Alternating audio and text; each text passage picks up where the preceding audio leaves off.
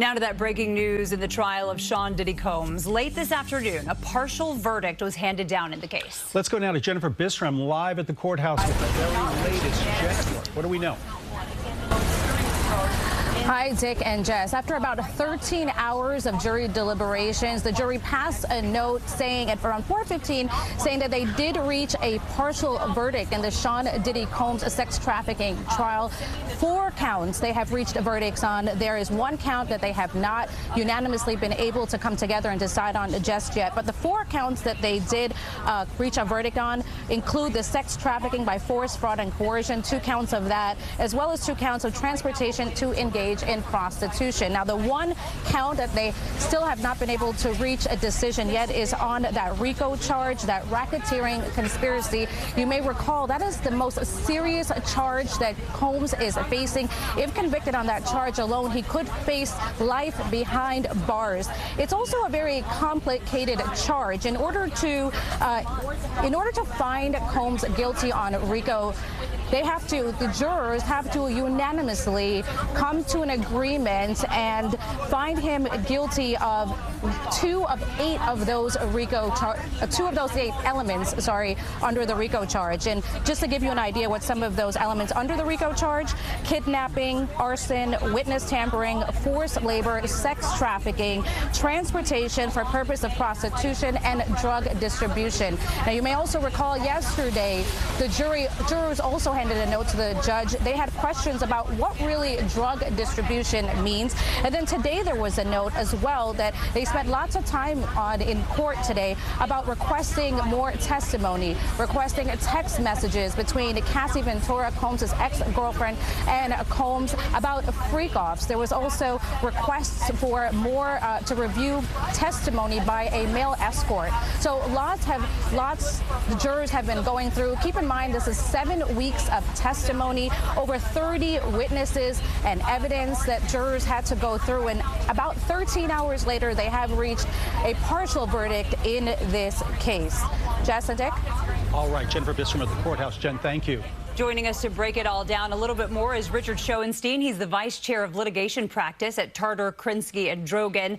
Richard, thanks for the time. We know the jury has reached a partial verdict. They cannot agree on the top charge of racketeering conspiracy. You've told me before this is the broadest charge, the most difficult charge to prove. What do you make of this impasse where we are right now? Well, I'm not totally surprised. I mean, I think this is definitely one of the outcomes that we saw potentially coming. There are 4 charges that they have a verdict on are the less serious charges. The RICO charge is the most serious, the most complex, the most elements, the most difficult to prove, and frankly, the most confusing. So it doesn't surprise me at all that that would be the count they are currently undecided on. And Richard, can you tell us, I mean, it seems like these charges not only complicated, but there are many of them, and yet the jury is back already. Can you walk us through what happens next with this jury? You presume that the judge is going to send them back, right? Right, I presume so. It sounds like I've been following along virtually, as I'm sure you guys are. It sounds like the judge is going to give what we call an Allen charge. That's an instruction to the jury that they need to go back into that deliberation room and try to come up with a verdict. That's where the judge tells the jury there's nobody else who's going to be better prepared to decide this case than you are. No, we're not going to get another jury and they're going to be better at it. You really need to try to come to a verdict, and they will make them go back and deliberate more. And currently, I don't think we're going to find out what the verdict is on the other 4 counts until they reach a decision on RICO.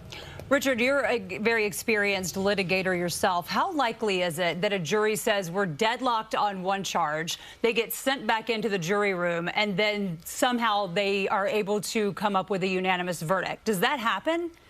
It does happen. I mean, it definitely happens in cases that these Allen charge, or sometimes we call it the dynamite charge, is successful and prompts a jury to come up with a verdict. Here, I think, though, there have been pretty serious signs of disagreement within this jury from the very beginning of deliberations, and that's carried forward the whole time. So I don't know. I don't think I'd put a lot of money on them reaching a verdict on the RICO charge. but it's definitely worth making them try.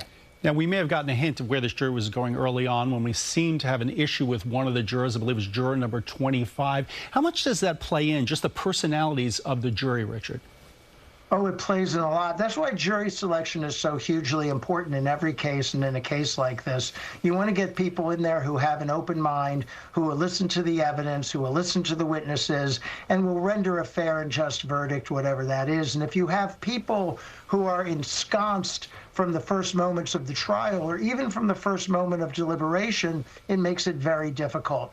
And there have been situations jurors can get into it with each other, personalities can clash, that too could make it difficult. When the jury handed down that note around 4:20 this afternoon saying they had reached a partial verdict, even the defense said, we will not accept a partial verdict. We want them to go back and continue deliberating. Why would they want that? Wouldn't a partial verdict suggest there might be mixed guilty, not guilty? Can you kind of walk us through why the defense would want them to go back and rule on every single count?